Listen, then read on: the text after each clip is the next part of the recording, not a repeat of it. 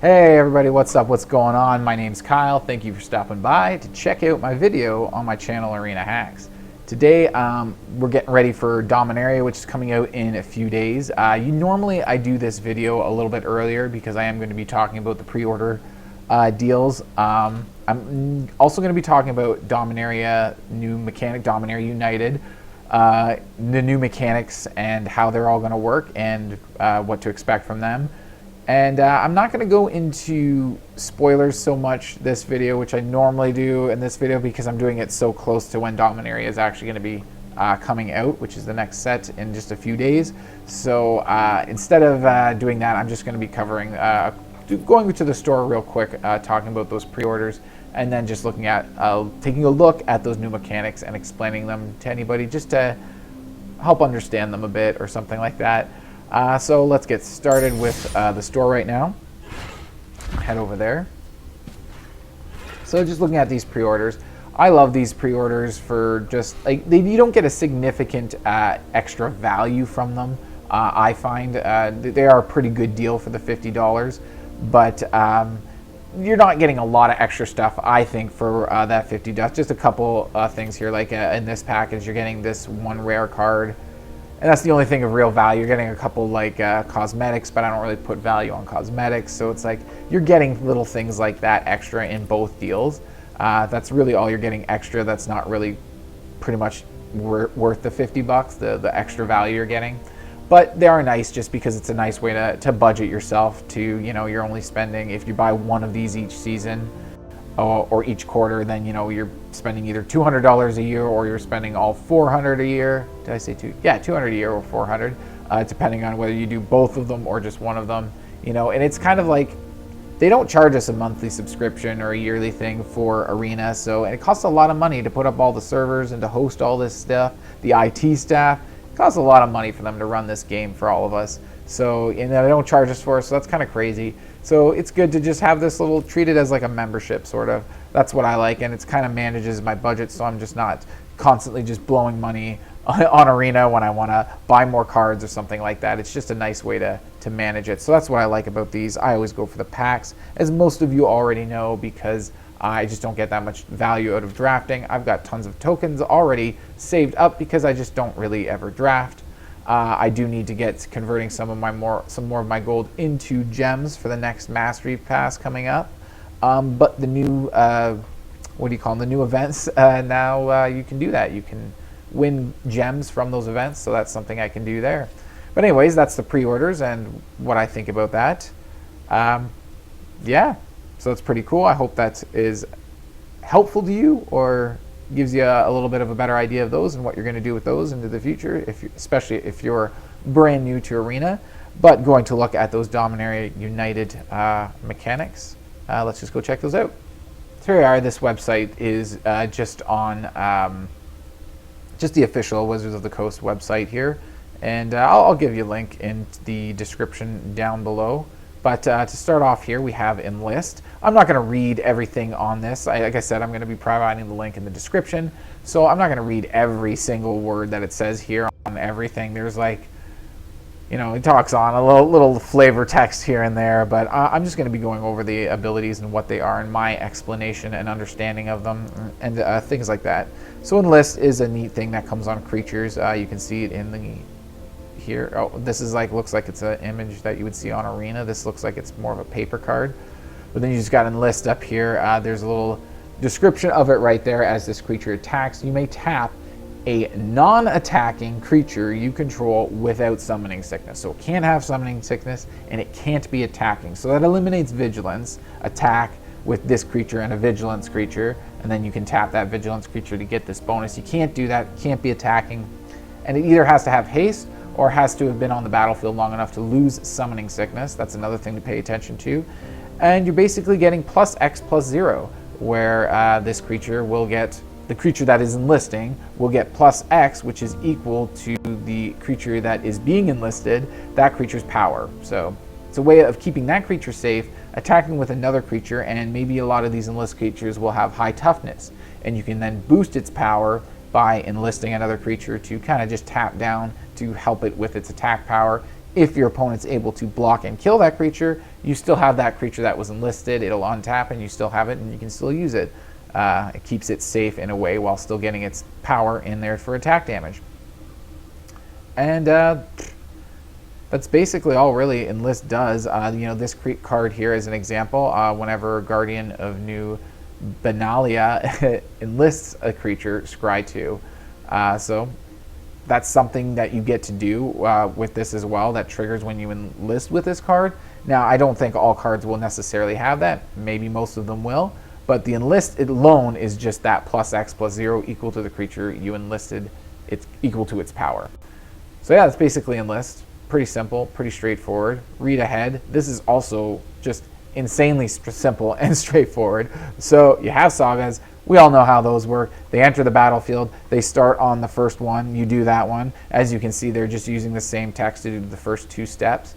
So it's basically you have these lore counters, right? So 1 lore counter, you do the first one. That's when it enters the battlefield.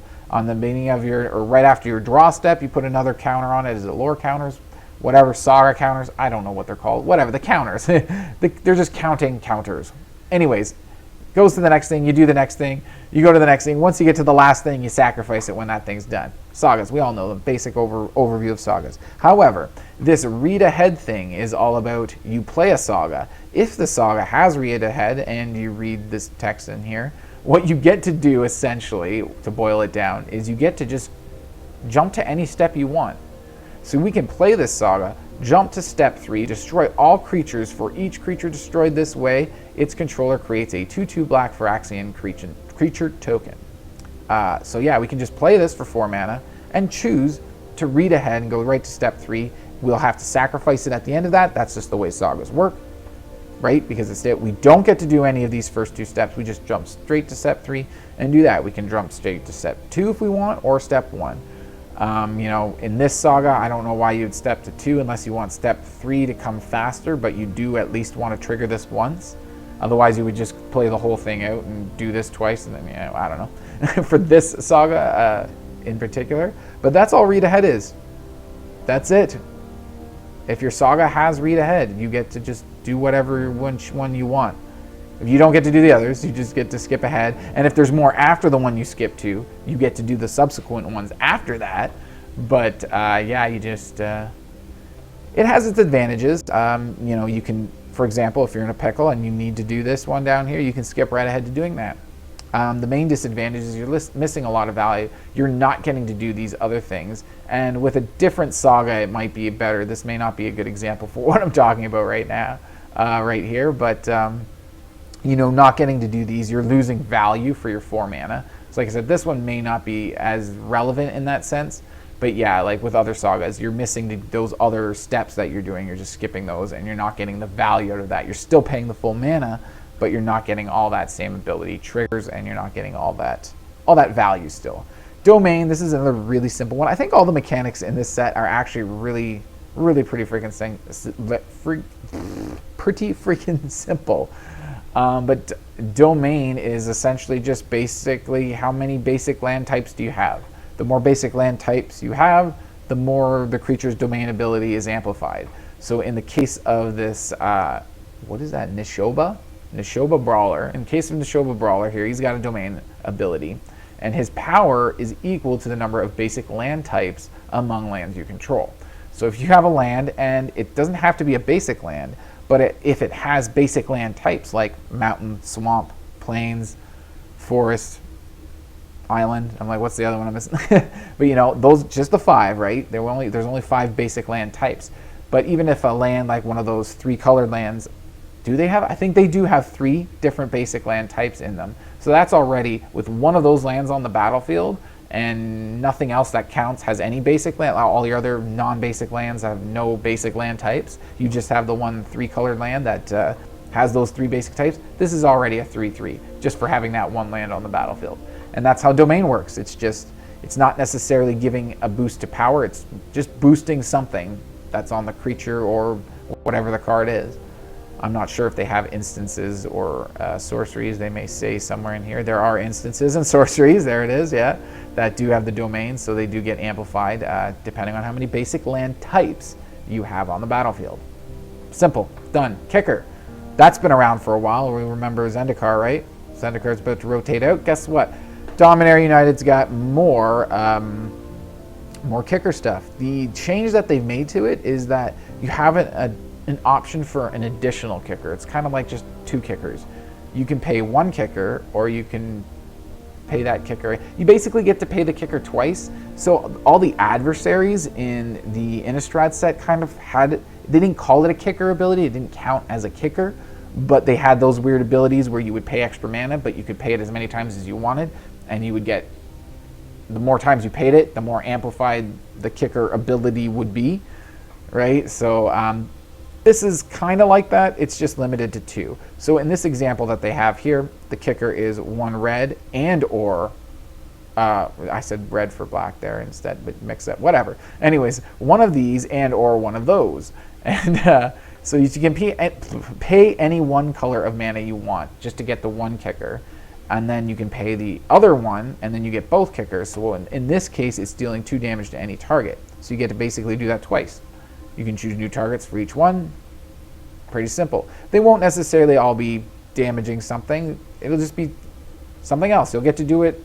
You won't necessarily be getting to do the same thing twice with every card either. Sometimes it'll be something different, but you'll get to do both of those kicker abilities. The way it reads here in the description, it says you do the first one first, and if you pay the additional kicker, then you do the second kicker. If you pay no kickers, because you don't have to pay the kicker cost with a normal card with a kicker. I'm saying a lot. The card, kicker, card. Anyways, so you don't have to pay the kicker cost at all. You just don't get to do any of the kicker abilities. So in this case, you're doing a 4 mana, 3/4 flying lifelink.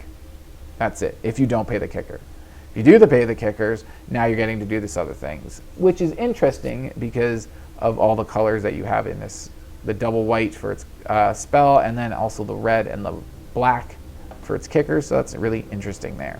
Stun counters. This one's probably one of the coolest, I think, of all the new stuff that Dominaria United is adding or bringing into Magic. Is stun counters really cool. Kind of like, what was it? It was New Capenna that introduced, what was it? The counters, the protection counters. What are they called? Shield counters, right? So it's like, I thought those were really cool, really fun way of giving a little bit of a weird makeshift temporary protection, you know, stuff like that. And this is kind of the same thing, but it's not protection. It's like you're tapping down your opponent's creatures more with these stun counters. And it's like it keeps them tapped down the more stun counters you put on them. So the way a stun counter works is when you put a stun counter on your opponent's creature, whenever they go to untap it, no matter what the reason is that they're trying to untap it, whether it's their untap phase, whether they're just untapping it as an effect of a spell, or whether they're untapping it as paying for something, which is a pretty rare case, but it does come up a little bit. If you're untapping it as a payment for something, either way, you're not actually getting to untap it. You're losing the shield, the stun counter. That is being removed, and it is staying tapped. So once it has no more stun counters on it, and you attempt to untap it, you will successfully untap your creature then, if your creature has stun counters on it. So it holds the more stun counters. It just holds that creature tapped down for a longer period of time. Usually, a tapped creature is relatively useless. Some of them do still have some value, even if they are tapped down, but a lot of creatures lose all their effectiveness when they're tapped, unfortunately. So in their example here, they have Impede Momentum, which is a 2-mana sorcery, and you tap target creature and put 3 stun counters on it. So it can be tapped already, the creature that you're targeting with this spell, but even if it's not tapped, it's really nice because you just tap it down. It's only 2 mana. You're tapping that down. You get to scry 1. That's extra bonus value right there for 2 mana. It's sorcery, so that kind of sucks. If it was instant, it would be so much better. You could do it after their untap phase, and then you just also in instant speed tap it down and put the stun, so their next untap, it doesn't untap. And yeah, that would be cool. But it's a sorcery, alas. So probably won't see a lot of play with this card. But yeah, you get to tap it down and put 3 counters. Maybe we'll say maybe 3 stun counters is going to be super, super annoying. It does sound pretty super annoying to me. So 3 turns, 3 attempts to untap that creature will fail. The 4th one will be successful. And yeah, that's stun counters. I really don't know what else to say. This is not, this is just more of that flavor text I've been talking about down here. So yeah, stun counters. If you have any questions, yeah, maybe just throw it in there, or come check out the website. It may be answering them here. Like I said, I'm just not going to read all this straight through, but I don't think I'm missing anything about stun counters. They do count as a regular counter. They can be removed in other ways. Effects that remove counters can remove stun counters. Stuff like that, you know, they can be added. Like there's nothing with proliferate in standard right now, but I know the proliferate ability, increase a counter of a count, or add another counter of a counter that's already there, right? So if you already have a stun counter, you're increasing the stun counter. Stuff like that. Because yeah, they are just counters still. But anyways, yeah, that's all the abilities, the new mechanics for Dominaria United. So let's just hop back to Arena over here real quick. Okay, so we are back here on Arena, and I think that just wraps up for my video. Like I said, I'm not doing spoilers because we're just days away from Dominaria coming out, I think. Yes. I'm confused what my dates are. I've been so busy lately. But anyways, yeah, that's the video. Let me know what you think of this, if you liked it, if you thought it was useful.